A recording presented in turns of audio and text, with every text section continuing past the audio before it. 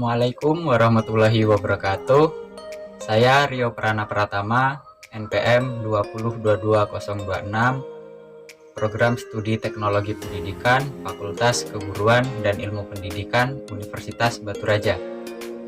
Saya akan menerangkan sedikit tentang penerapan teknologi pendidikan di Indonesia, yaitu SMA terbuka. Dan saya akan bahas tentang SMA terbuka, yaitu meliputi pengertian, tujuan, peserta didik, bahan ajar, kegiatan pembelajaran, pemantauan dan pembinaan, dan yang terakhir yaitu pembiayaan.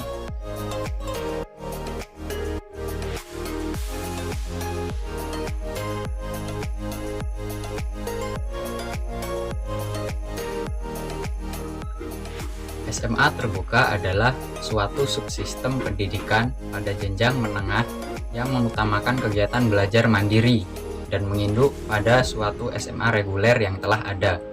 Jadi, SMA terbuka bukanlah lembaga yang berdiri sendiri, melainkan anak atau cabang dari suatu SMA reguler. Sehingga, SMA reguler memiliki tugas ganda, yaitu melayani dua kelompok peserta didik yang berbeda dan dengan cara belajar yang berbeda pula. Dalam hal ini, sekolah induk dari SMA terbuka diberi perluasan atau tambahan peran, yaitu berupa layanan pendidikan dengan sistem belajar jarak jauh yang diperuntukkan bagi peserta didik yang memiliki kendala tertentu. Pada dasarnya, SMA terbuka sama derajatnya dengan SMA reguler. Perbedaannya hanya terdapat pada aspek belajarnya saja.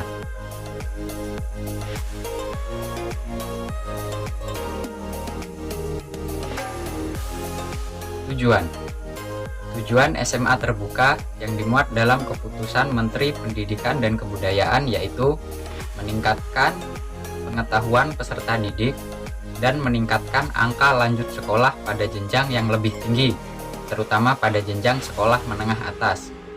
Yang kedua yaitu meningkatkan kemampuan dan keterampilan peserta didik sebagai calon anggota masyarakat dalam mengadakan hubungan timbal balik dengan lingkungan sosial, budaya, dan alam sekitar.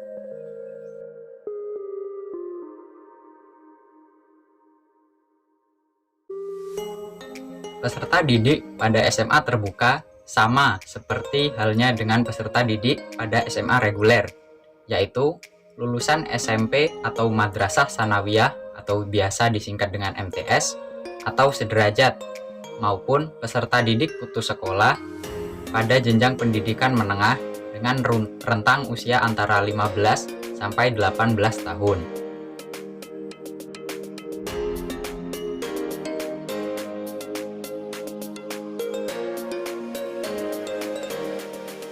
Bahan ajar. Bahan ajar yang digunakan oleh SMA terbuka berbeda dengan bahan ajar yang digunakan oleh SMA reguler, walaupun acuan pengembangan belajarnya sama, yaitu kurikulum yang berlaku. Bahan ajar SMA terbuka dirancang agar bisa dipelajari secara mandiri oleh para peserta didiknya. Bahan ajar pokok SMA terbuka yaitu modul atau bahan belajar cetak yang digunakan untuk belajar mandiri. Modul menggunakan bahasa yang komunikatif, mudah dipahami, dan memungkinkan peserta didik untuk mengevaluasi diri. Umpan balik dan kunci jawaban soal-soal latihan sudah tersedia pada modul itu sendiri.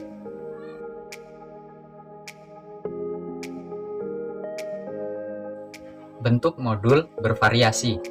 Ada yang pada satu pelajaran memiliki beberapa modul yang terbagi berdasarkan beberapa bab yang dipelajari oleh pelajaran tersebut. Ada yang satu pelajaran hanya memiliki satu modul.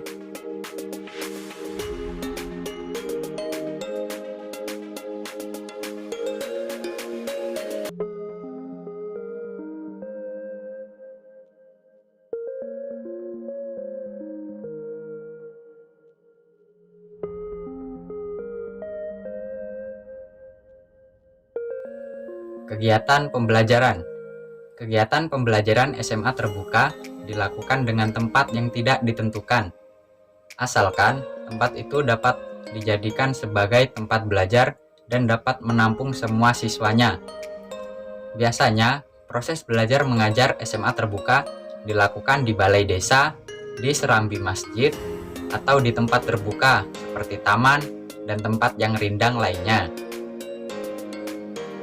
Untuk jadwal belajarnya, peserta didik tidak dituntut untuk datang setiap hari, melainkan peserta didik SMA terbuka hanya datang 5 kali dalam seminggu ke SMA reguler, tetapi hanya datang pada sore hari, yaitu sekitar pukul 14.00 sampai 17.00. Guru pada SMA terbuka terdiri dari guru pamong, guru bina, dan kepala sekolah. Guru pamong adalah guru pembimbing belajar para peserta didik yang berasal dari anggota masyarakat setempat yang peduli akan pendidikan. Guru pamong memiliki tugas yaitu memberikan motivasi belajar kepada peserta didik, mengurusi absensi peserta didik, mengawasi peserta didik dalam proses pembelajaran, meminta guru bina untuk datang mengajar ke tempat belajar. Sedangkan guru bina adalah guru yang memiliki keahlian mata pelajaran tertentu yang berasal dari SMA reguler yang menjadi induk dari SMA terbuka. Tugasnya ialah melakukan proses belajar mengajar, menyusun program tahunan dan program semester. Pemantauan dan pembinaan. Pemantauan dan pembinaan SMA terbuka dilakukan oleh Departemen Pendidikan Nasional melalui Pustekkom dan Dikmenum yang dilakukan secara periodik.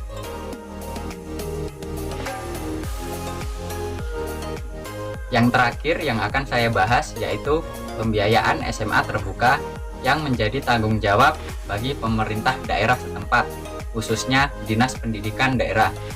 Dalam hal ini, Pustekkom telah melakukan pendekatan terlebih dahulu kepada pemerintah daerah setempat tentang pembiayaan dan pengadaan SMA terbuka.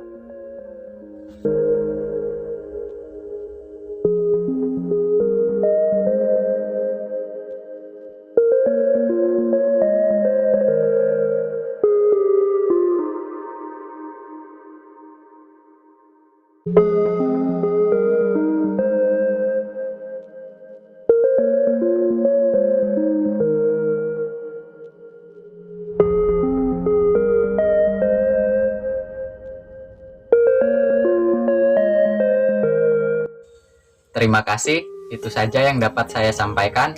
Apabila ada kesalahan, saya mohon maaf. Saya akhiri. Wassalamualaikum warahmatullahi wabarakatuh.